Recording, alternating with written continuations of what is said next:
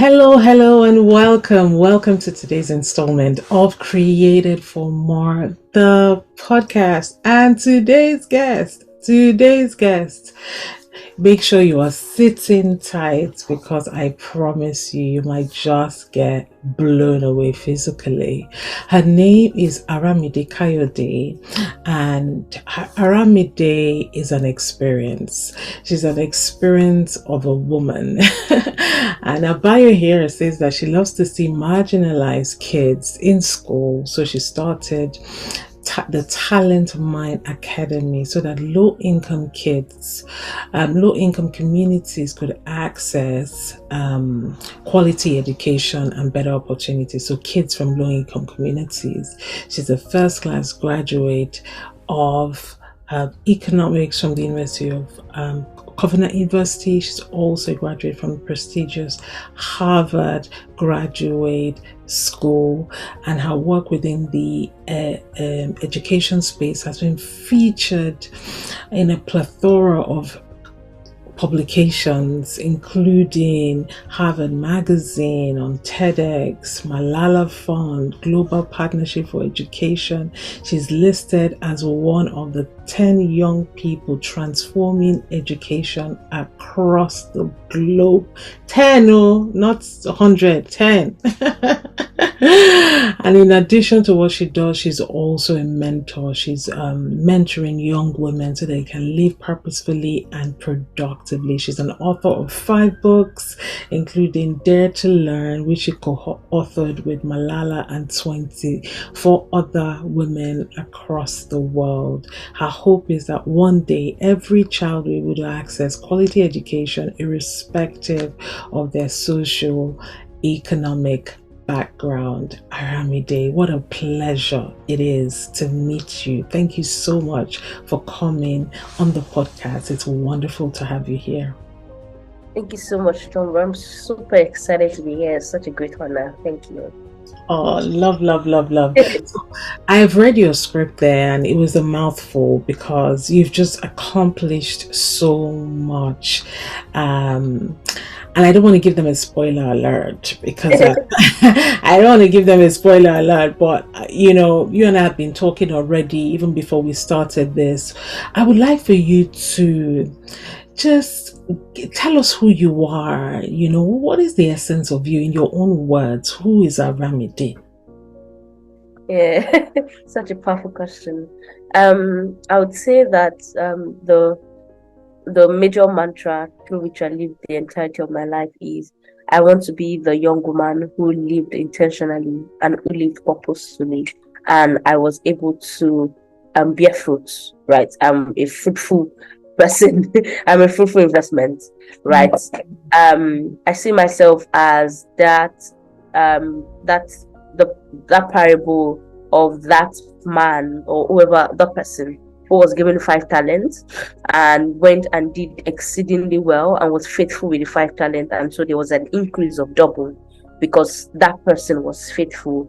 So I want to be the one who is intentional and faithful with everything that God has deposited inside of me. So every time I'm always looking and reflecting at my in my life, and I'm wondering, am I doing what I'm supposed to be doing? Am I living out everything that God has put inside of me? Am I becoming the woman that God sees me? Am I putting myself in the place where God has placed me?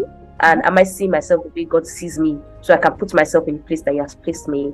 Right. So I am the young woman who's living intentionally and purposefully. I love it. And have you always been like this? Just this desire to be purposeful? Who are you as a child? I would say that I've always probably been purposeful and I would say ambitious, right? Because of, first of all, my mom. My mom, was a banker at the time, and just watching her go to work and do her best at work and excuse me, be the best possible banker that she could be. I remember at the time that my mom rose to the highest level of being the branch manager at a bank, at a head of at the bank. And it was just so good to see someone who was so dedicated to our work. And I feel like that was the first glimpse of excellence that I got, right? And it's just like, wow, things, my mom showed me possibilities, that things are possible, right? And that ambitious nature, I feel like I really got from watching my mom become, the best that she could be in a banking job. And also, another thing that I would say that my parents did really well for us was putting us in the right places and the right spaces, right? I, went to private schools all through. I moved from a private Christian secondary school to a private university, community university. And I remember the first day that, Bishop David Oyedepo was speaking. I was in a 100 level, and, he was saying that you're responsible for the outcome of your life. And so however your life turns out, you're the one who's responsible. And I remember that at the time I was 14, in a 100 level. And so I was like, oh my God, one day I'm going to become 20. So whoever I am, whatever I am like as a 20-year-old, I'm the one who's responsible for it. Right. And so if I can live my life intentionally and live purposefully every single day, then I wouldn't have to wait till I'm 60 to know if I'm living a life of impact. Right. You know how some people say, oh, when they get 60, they now reflect and say, I lived well. But from right now, I can judge myself through my choices and my actions. And I'm saying I'm living well. I've lived well. As I'm living well. Yeah, basically, I'm living well. So interrupting your podcast really, really quickly to bring you a short message from our sponsors. So one of the things I get the most amount of compliments over is actually my hair. Every time someone's bound to say to me when I go out, hey Toma, is that your real hair? Have you got tracks in it? It looks so healthy. And the answer is always a resounding no. No, I don't have tracks in my hair. However, what I do is take care of my hair using real products from accredited brands, such as the Healthy Hair Studio, which is a UK-based brand headed by a trained accredited trichologist, and their products are so amazing. When I use it on my hair, it makes it feel soft, bouncy, and I retain a lot of length as a result. And one of the products I'm gushing over currently is the Mighty Moisture Moisturizer, and every time I use it, the results are just fantastic. So you can head on over to the healthyhairstudio.co.uk. If you do /stockists, you'll see stockists all over the world. However, if you're to buy on the website and you're based in the UK, you can snag yourself a special created for more 10% discount. And what you need to use is the promo code CFM10 to get yourself that discount. If you use that anytime in the month of February 2023, so about the first week, end of the first week in March 2023, and I know that you'll be better for it. So go on, get started on your healthy hair journey, and I look forward to hearing about your results. See you. And so my parents put me in this space, in that structure and that system of consistently putting us in the right places, helped us to just latch on the right things because we were in the right places. We were planted in church, right? We had a local church, so we were planted in church. They put us in Christian schools all the while, and they were just sowing that seed, right? You see that seed of everything that they wanted their children to be, they wanted their children to become. They kept sowing that seed, they kept praying for us. And I feel like I just latched on to everything that they wanted me to latch on. Yeah, majorly because there was a prayer factor, but also because there was intentional action of putting me in the right places, right? Putting me through a private education, in a Christian university. And so I would say again, first of all, my mom, just watching her be excellent in her work and just being ambitious. I really love that. And so moving on to community university, saying, oh my God, I'm responsible for the outcome of my life. So I need to be intentional about my decisions and the choices that I make. I cannot just live lackadaisically and do things how I want, anytime I want, and just live so haphazardly. I need to put structure, systems in place to make sure that, it's now a predictable success. Right. So It's like, oh, if I am not successful, and success is, for me, different people have different definitions. Some people is having a house, building their own house, buying land, but for me, I define success as becoming everything that God wants me to be. And so I can predict that success by being intentional about every single day of my life. Yeah. And what does that look like, being intentional about every single day of your life? What does that look like in practice? Yeah, so I'll say that the major part of being intentional is reflection, right? If you don't think back, if you don't think often about your life, then you won't be able to course correct, I would Mm. say. Right, so it is very super important to be reflective. Like, I'm consistently reflecting, and I'm consistently in this introspection mode, wondering, how can I make tomorrow better? Right, how can I be more productive than I was today? What was the major thing that I did today that was a time waster? Right, and how can I avoid that thing tomorrow? So I would say that for me, intentionality is number one, putting in systems and structures to make sure that, every of my actions and decisions are leading me to where really want to be and who I really want to become. And then also reflecting and thinking about myself, ensuring and thinking about my actions and my decisions, ensuring that I'm taking the right decision. Then another part of intentionality is also accountability, because sometimes you're not going to be as motivated as you hope you would be, for other reasons. So let me just be vulnerable and give a perfect example that I'm in right now. So in my work, we're currently transitioning to school, and I remember we have to do a fund. We're working on a fundraiser right now to raise funds to start a school for children in low-income communities. And so I remember that I just had a baby. She's 5 months and she's pretty active, right? So I'm not necessarily the young girl who had all that energy to run around as much as I used to before. And so I know now that if I'm going to be able to deliver this project in the next 3-4 months, then I need a coach that can help me through that process, that can keep me accountable. I need someone to be on my neck. If not, I'm probably not going to be able to deliver, because there's so many other things that are juggling for my energy and my attention right now. Right. So that's just a perfect example of how good accountability comes in. Because I am being intentional, but many times is not, you can't necessarily do it all. Sometimes energy might be low, sometimes you might not feel motivated, but you also need to put systems and structures so that even when you don't feel like being intentional, you have to be, because Have there's to. an external pull to do it. Mm. That I love it. I love it. So good. So good. So good. And you got into university really young, didn't you? Yeah, I did. I did. And you didn't feel out of place. How were you able to, how, first of all, how old were you and how were you able to, you know, So I got into uni at 14. I entered secondary school at 8.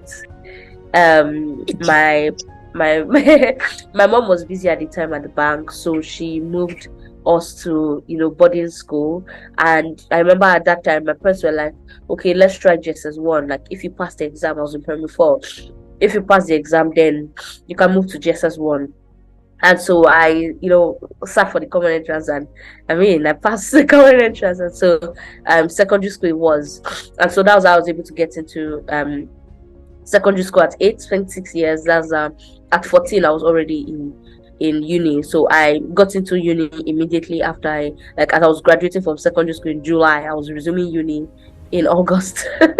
In my August. Yeah. wow. So I've never I never really took a break from education.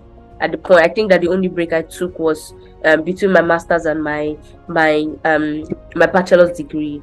But all the while, it's been back to back, like schoolgirl. So I'm the person who spent so much time in school that I love school. I love the school environment. I love I love academic work. Right. I enjoy reading, studying, this kind of things, because I I spent think so. I was back to back. that environment. So So where did you do your masters, and how old were you when you started that? I graduated from uni at 18, and I did a 2 years fellowship program to teach in a low income community. I completed a program at 20. I started my masters in at 21. My gosh. My gosh. And this is was this Yes, at so I Harvard, started my masters at at 20. Harvard Yes, I started University? my masters at 20. Graduated at 20. Yes. Hey, Yeah. look at the way you're just saying it. I started my master's at 20 from Harvard. You just saying it so casually, like, hey, it's just this university that is just there. No, it's not. It is Harvard. Oh my Oh God. my gosh. What a wonder. How old are you now? I am 23. Guys, did you see the bio I read at the start? Did you guys hear the bio? Like, it belongs to a 23-year-old. How have you not let age limit you in life? Like, just that, you know what, I'm young, maybe I should wait a little bit. Have you had thoughts like that? And what would you advise people? What would your advice be, to people who perhaps have thoughts like that around, just feeling as if, they feeling encumbered by their age? Hmm.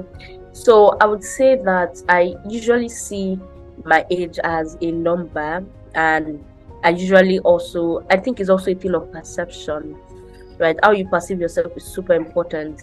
I was this morning, when my husband and I were praying, I was sharing about how you see Joshua and Caleb, right? They went with the spies, and the spies saw something. Joshua and Caleb saw something, and what the what both of them saw influenced the results that they got. Hmm. So the spies saw themselves as grasshoppers, right? The other spies, and so they ran away in fear. But meanwhile, they didn't know that those guys were seeing them as the real deal. But Joshua and Caleb saw themselves the way God saw them. Mhm, So I mhm, see myself the way God sees me. And mm, God God has put so much value in me. I mean, I think that I know that God knows that I'm 23, mm, and He put all these things in me for other people. So I'm not going to act as if God does not know that I'm 23. mm, And He did not put all these things in me for me to leave them out right now. And mm, so, I see my age as just a number, right? It's just a number. I don't think it's a barrier. It has even been a propeller for me to achieving a lot of things, right? And let me just paint a quick scenario.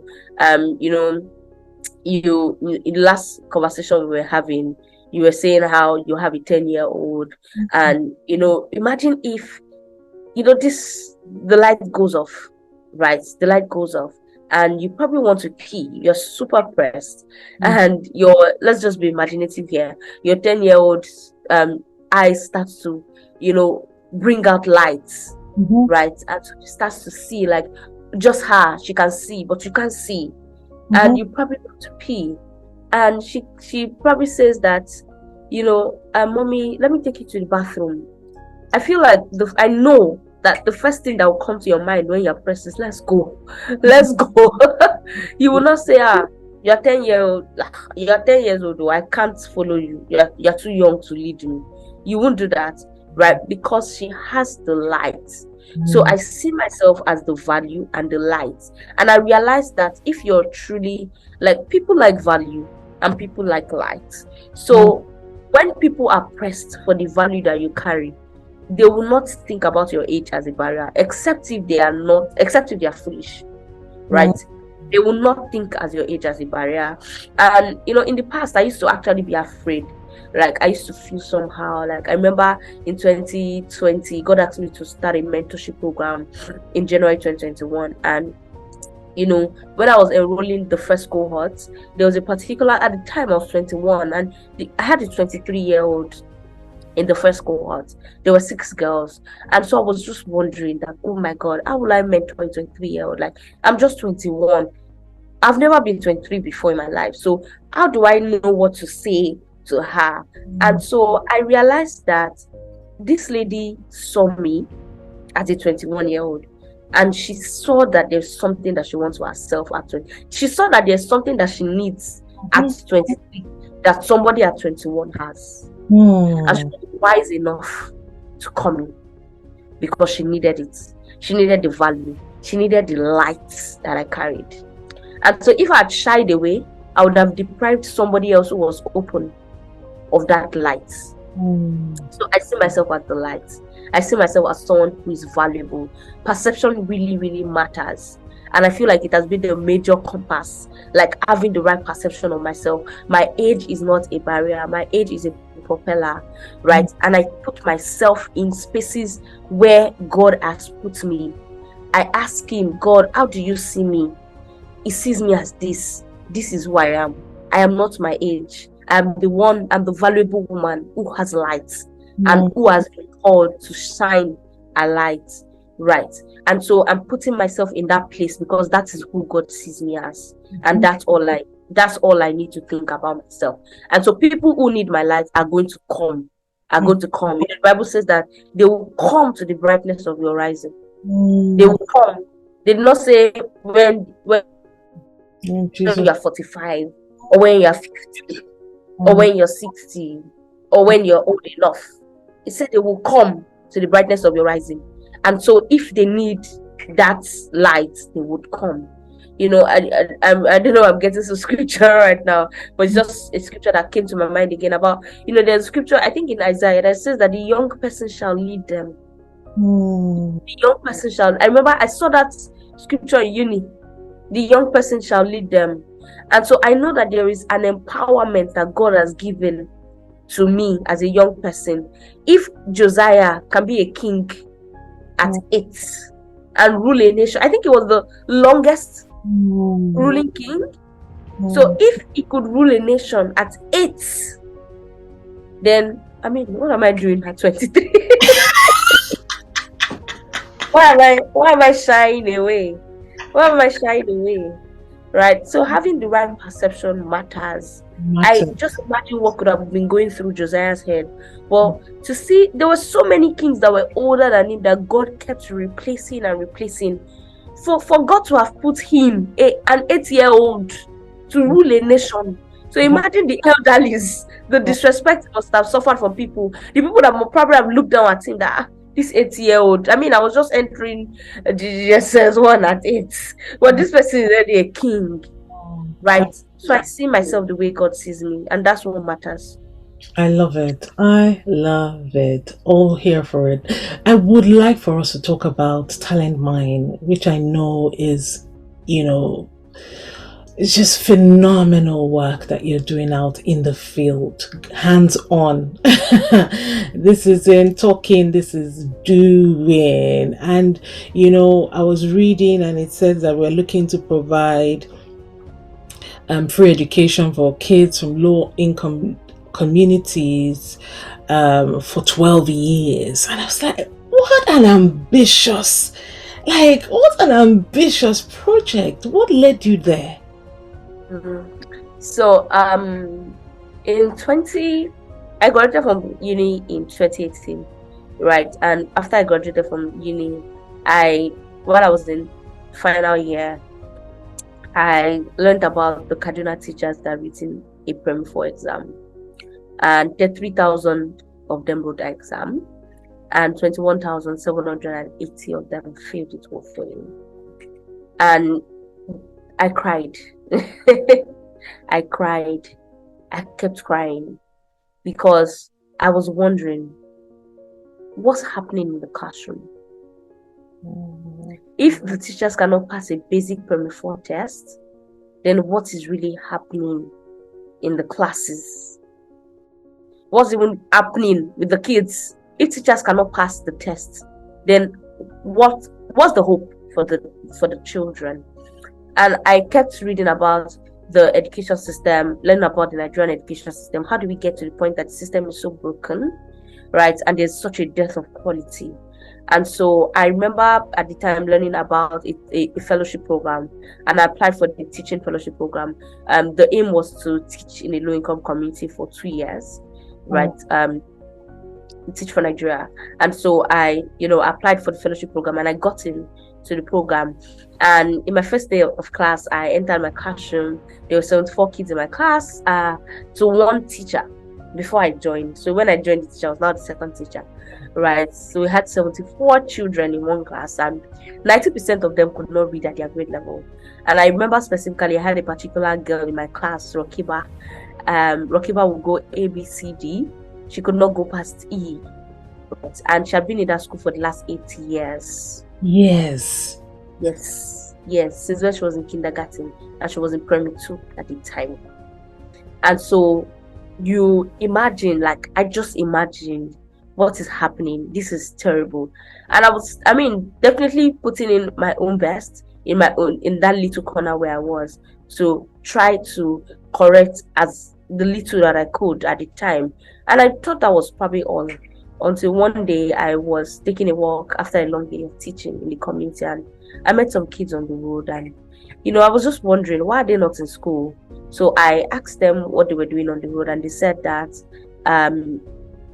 their parents didn't have money. And it was so unbelievable for me, because the tuition was 1,200 naira. So that's like $3. But the families of these children could not produce that money over a 3-month period. They couldn't send their kids to school. And I now realized that every time we drove by and we saw kids, are on the road, and we probably think that they are unserious and they're playing truancy with school. They are not. They just don't have the means and the resources to be in school. And that's why they're on the road at the time. So I asked the children that day that if I started a lesson for you, a free lesson for you on Saturday, would you show up? And they said yes, that they would come. And they were so excited. And in my mind, I'm like, oh wow, let's get to it. They are ready to learn. That's all we need. And I had a classroom.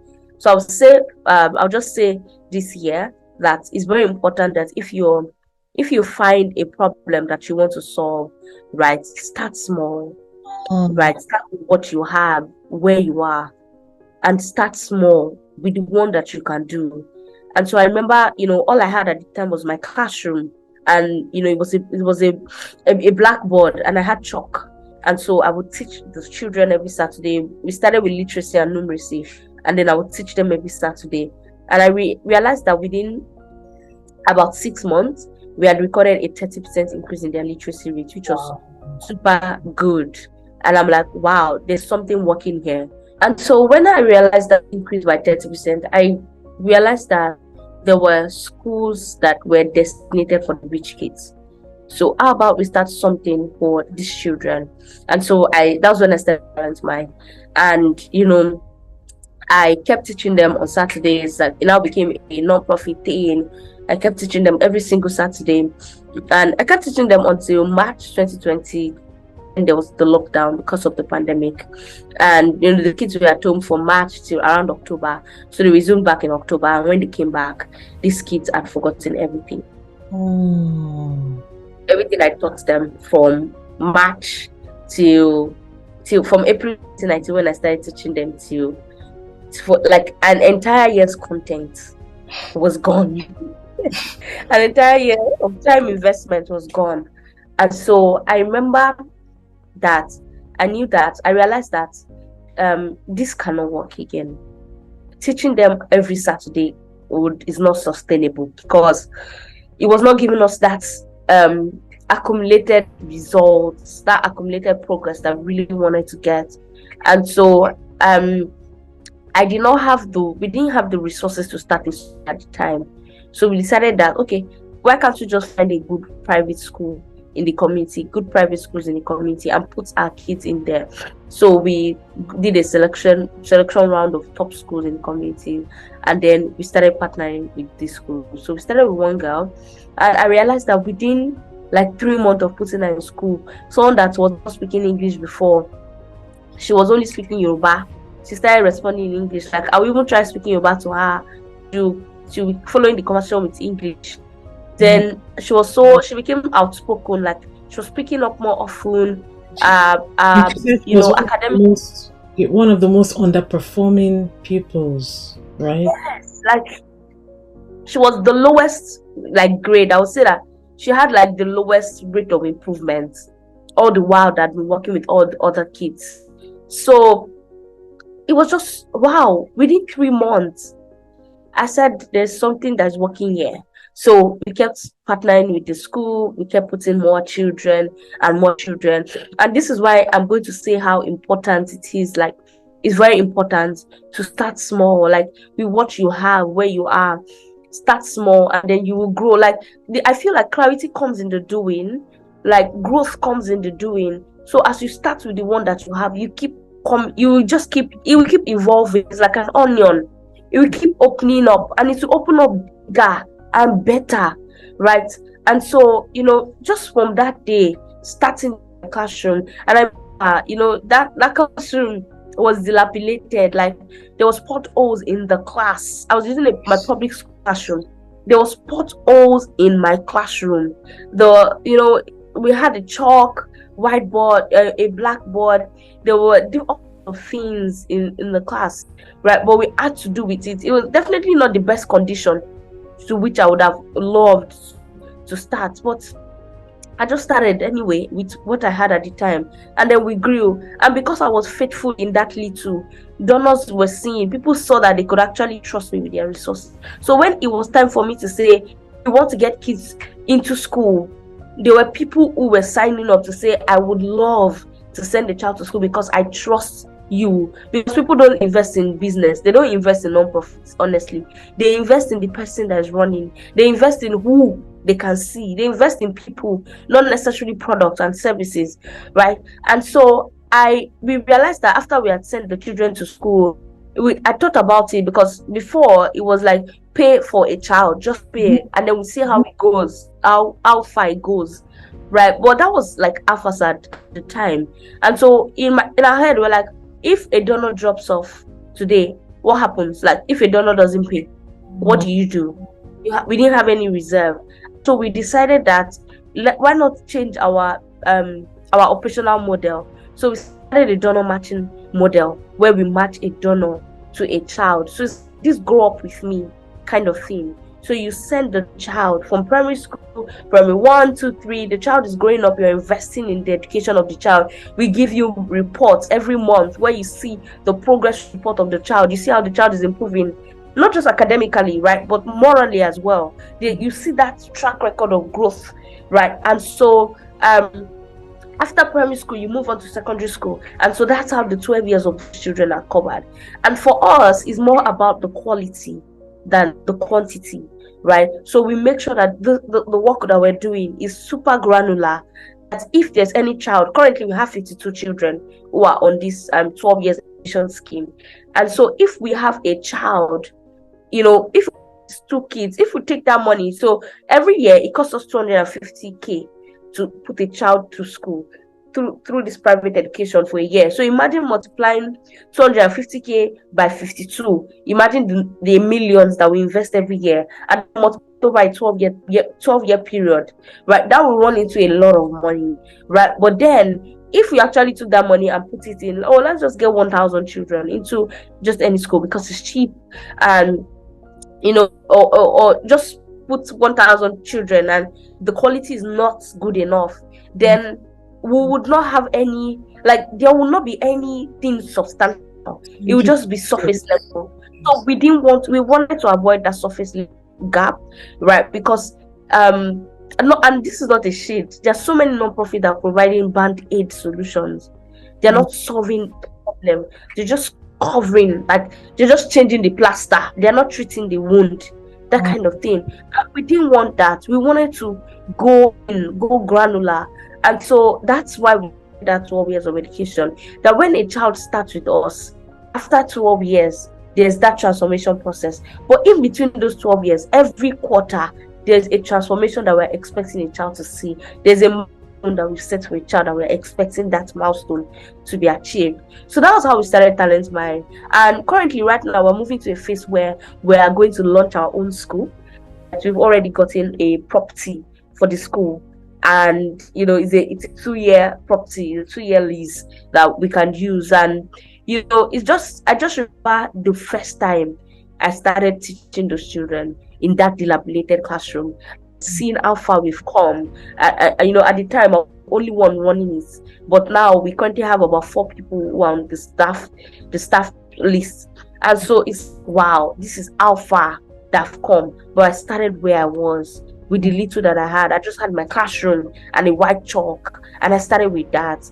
And we grew, right? We grew to more kids. We grew to having more honors. We grew to putting our kids in better top private schools. And now they have their 12 years covered. And right now we're moving to starting our own school, right? And by the grace of God, opening chains of schools for children in low-income communities, just like, right? And this is our story. So I believe in this: start small. Like, it's so important with what you have, where you are. Start with that and progress. You will move from there. Whoosh, amazing. I can't wait to see where you'll be in 10 years, because I know that, this principle of starting small is very serious, because it compounds as you go along. Little efforts now magnifies and becomes more. The beginning, it's a lot of effort, but as you go, it's now little effort. So I'm so glad to hear about what you're doing. And guys, everyone listening, I'm going to be tagging details of Talent Mine Academy within the show notes. Please click on it, get the details so that you can support. Amazing. Thank you so much for being, and all of this against the backdrop of, we said that you were a first class graduate from school who had prospects surely open to her. You could have gone to do anything, but then you picked this road. It is so commendable. I just want to say thank you. And what was your mom like when you said this is what you wanted to do? My mom thought I was joking. Right, they actually thought I was joking initially, because it was not rational. Like, we have sent you to private schools. Like, do you know how much I've invested, and you have a finance role. So why are you thinking, like, why on earth is it crossing your mind that you're going to go to a rural community, like leave the comfort of your parents' home in Lagos to a low-income community to live there and teach? And I was not just teaching any, there are grades of schools in Nigeria. There are top schools, like there are, the Corona, very expensive school that probably pay their teacher okay. And then we have public schools. You have public secondary schools. So you mostly, even if you see someone to teach, they'll mostly go towards the public secondary school part. But see me, first class graduates, was going to teach in a public primary school. I was teaching primary 2. And even the pay was not as compared to what my mates were earning at the time. But then I remember at that time, I sent me a message 6 months into the fellowship program, and was like, Aramide, if you don't leave this, go find something to do, something better to do. I'll send you Unilag master's form. You fill it and go to. It's like, you go and do masters in Unilag because you don't have anything doing. It's like, you don't have anything to do, so I'll get you masters. And so I remember telling my parents at the time that, and I think that it's just a gift to have parents who are understanding, and to have parents who see you and like truly see you and see what you want and just leave you to soar. And parents who are also, who are also believers that God can speak to them. They will sleep and God will tell them that leave her, she's fine, she's doing okay, right? And so I told my dad that this still makes me happy. And so something else I started doing at the time was I was seeing the transformation of my children, of the children I worked with. And so every time on my WhatsApp, I will share when I started working with this child, it was this is where this child has gone to, this is how far he has gone. Oh my God, see this person's progress because I am here. And so my parents were seeing I love it. it. I love that. That's a principle. Yeah, When people might not always get the calling, what you have been called to do, and may not understand it, and at the beginning, it isn't really your job to try and convince them. You tell them, exactly. stand with what you believe. They say when God called you, it wasn't a conference call. It was Mm, it was one on one. one-on-one call. So you go. Mm, But what you can do is what Aramide here, what you're saying, which is you can carry them along by showing yeah, them the fruits as you go yeah, along. But for some people, yeah, your own has fruits immediately that you can say, oh, I taught this boy last week, this week, now look, he knows A to Z. But some people's fruits, they sow the seed and it takes a while between seed time and harvest. wow. It takes a while. Mm, For those people, it's harder to show like, this thing I'm doing, it makes sense. So whatever mm, side of that spectrum you're on, whether you're on the one where you can see fruit immediately or the one that you can't see fruit, it's important to understand that it is your call. So try and yeah. carry people along, but do not stop until people Mm, understand. No, you mm, carry them along and you go move, whether or not they understand, you know. yeah. So it's super important that I kept sharing it on my WhatsApp status. Before I knew it, my parents were looking at it and they were like, "Wow, okay, maybe what she's doing is making sense. It's changing the lives of people." I continued doing it up to a point where my parents bought into the vision. My mom, my mom donated UK clothes to the kids. My dad would send, my work, will put my work on his status, will share my work on his Facebook, will share my work with his contacts, will talk about me, And in my head, I became that child who was looking like, where is this girl going to? To that child who is like, okay, she's probably making sense, Mm. right? So it's so important, especially when it's your parents. Like, you need to, there's that point of honor for parents that you can't afford to joke with. Right now, there's this Gen Z and this woke thing that makes people think that they don't need anybody and they think that their parents are too old fashioned to guide them and lead them. But I know that there are many decisions I've taken that if I did not have the backing of my parents, I don't think I would have been successful, Mm. right? I mean, one the example is my Harvard fundraiser. I remember at the time I kept looking in my network who could go fund me for me, because GoFundMe can't open in Nigeria. And at the time, my dad helped me call his brother who stayed in the US to help me to open it. So if I didn't have the support of my parents, I probably would not have been able to do that fundraiser, or it Can would I, not have can been I successful. can I even ask you what a dream? Harvard is one of the most prestigious universities in the world, if not the most prestigious. You didn't see any other university that maybe they will even beg you to come for, and they will even pay you yourself to even come and do masters with them. You didn't even have the money. You had to go through, like, you had to jump through so many hurdles. What was it that caused you to desire that and say, this is what I will do? That you did not feel like, it is definitely above me. Mm. Yeah, so it's just the thing of I think that one thing that really made me to aim so high was, it wasn't even like in my head, it wasn't like aim so high. It was just that was the only thing I saw. Mm, So I was looking for masters in tell them the only thing I saw. I love it.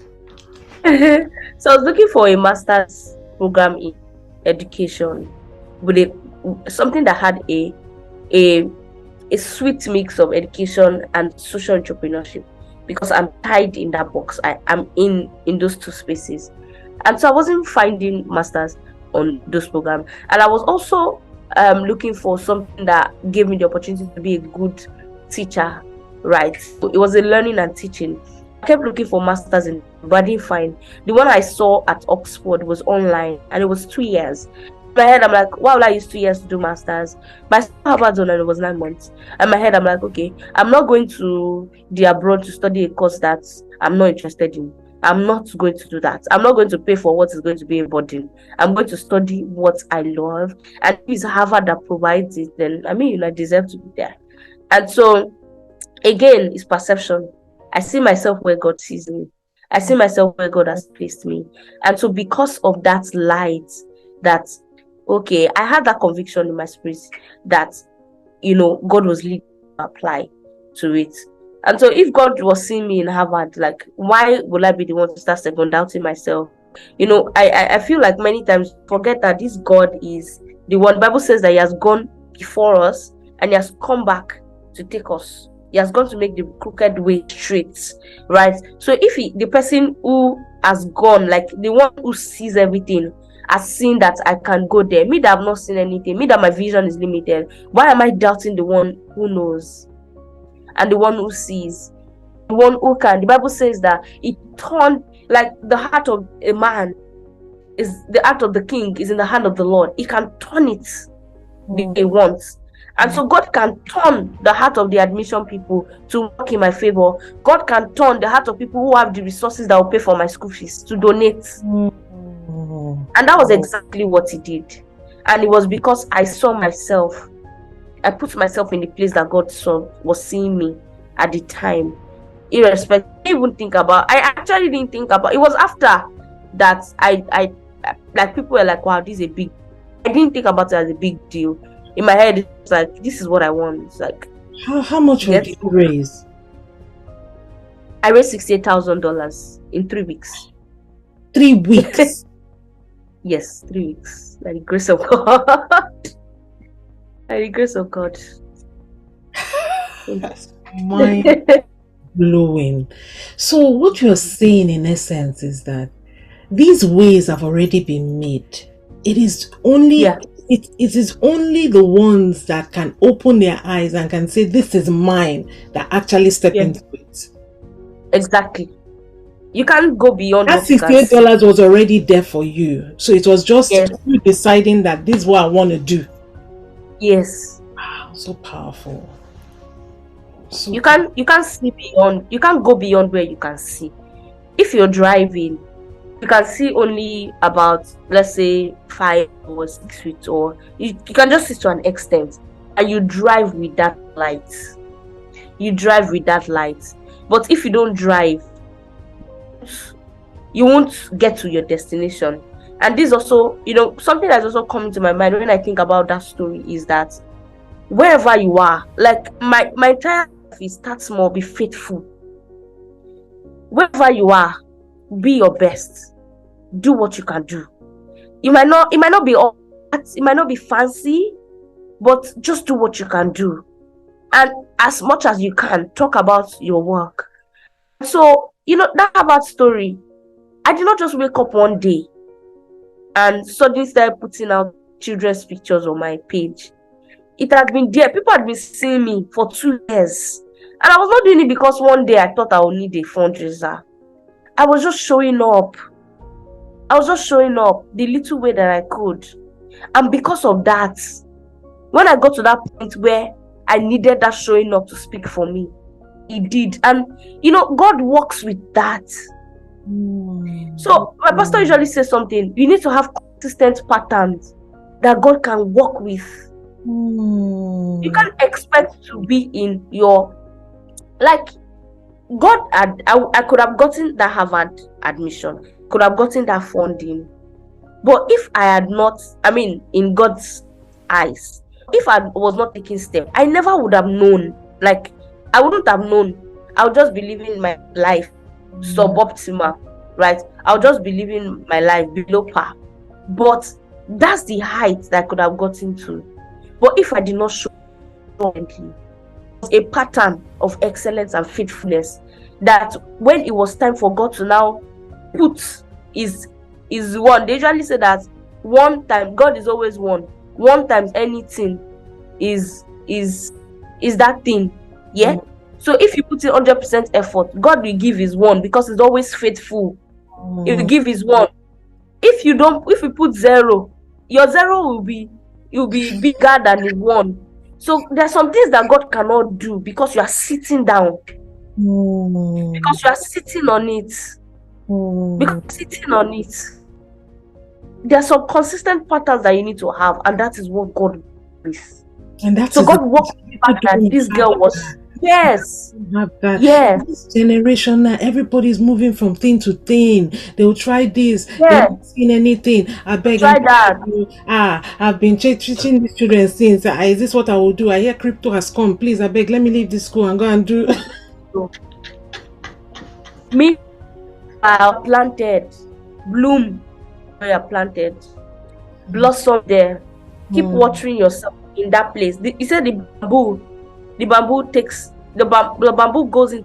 It takes 6 years, to get its roots together, and within 6 weeks, once there's a sprout, within 6 weeks, it flourishes within 6 weeks. So I think about myself as that 2 years I was being incubated.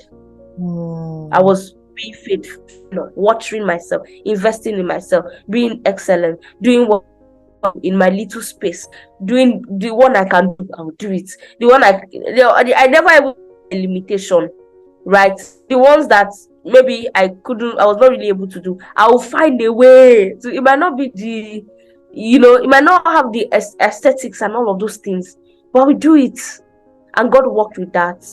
And so those were my seasons of planting. And when it was now time for harvest, something could come out because planting was done. And it makes me even think about the people who even plant. They move on. They are not faithful. They miss the harvest. Yes, they do. They miss the harvest. Because before they reach, I saw a picture of someone that was digging gold. So the guy digged and digged and digged and digged. Got tired. It was such a long dig. He digged to the end and he got tired. But someone, after he got left, he gave up. Someone came there, dug one dig and harvested all the gold. But if that guy just dig one more time, if he had just digged one more time, I think a story of Naaman. They asked Naaman to go and dip. They asked him to dip. If he had dipped one, nothing. 2, nothing. At least we used to try 3 times. They usually say at least try 3 times. So if you had tried 3 times and it's like this is not working, it would never have been healed. But he went. There was a song we used to sing, and he dipped and he dipped and dipped and dipped and he dipped until he came out whole. He came out whole. So he dipped. So good. Dipping. I feel like just speaking, I can speak with you, but just keep going on and on. Just as we close, I want us to talk about your international collaborations. Obviously now, you're on this world stage and you're doing all these incredible things, partnering with people across the world. And I'm just like, first of all, I think the first question I want to ask you around that is, how should people be positioning themselves? Why is it important to position for international collaborations? Because sometimes we say, I'm doing a good work, I'll just sit down here, nobody needs to know it, let me just do my thing, no need to, what's the big deal? And then also, how do you sustain such relationships?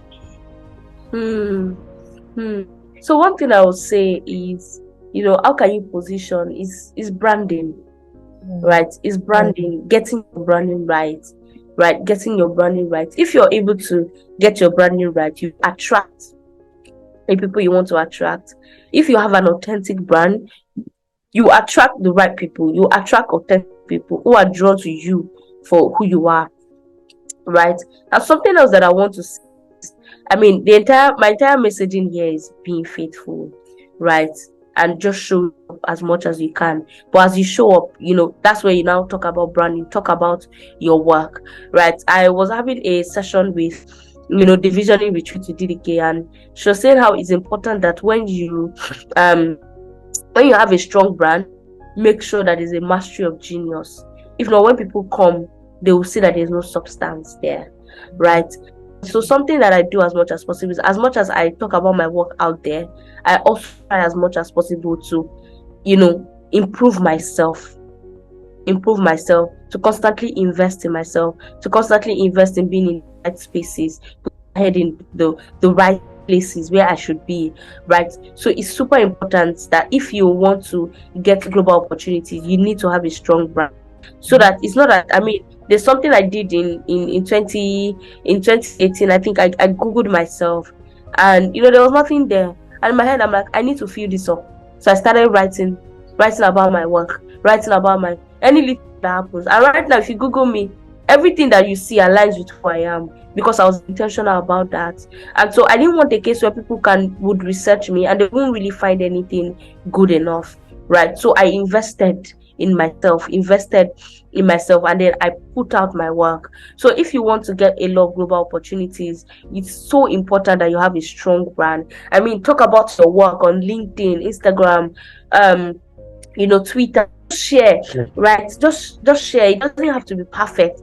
Just start and grow from there. Something else that I would say is that sometimes these doors of opportunity might not be open to you. Sometimes you actually have to be the one to do the knocking and open the door by yourself. So as much as possible, if I see someone somewhere I want to connect with, or see someone I want to partner with, I send a message, right? I probably don't wait.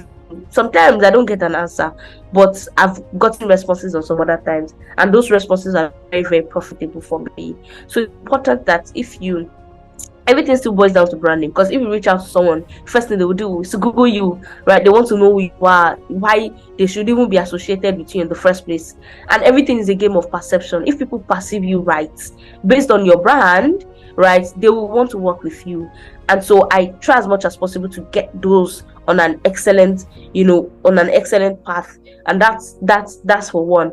And so on building relationships, I think that one thing I would say on building relationships is it's super important that for these opportunities, when you want to build relationships with people, you need to know that people are more than the things they can do for you, right? People are more than I have a close friend of mine.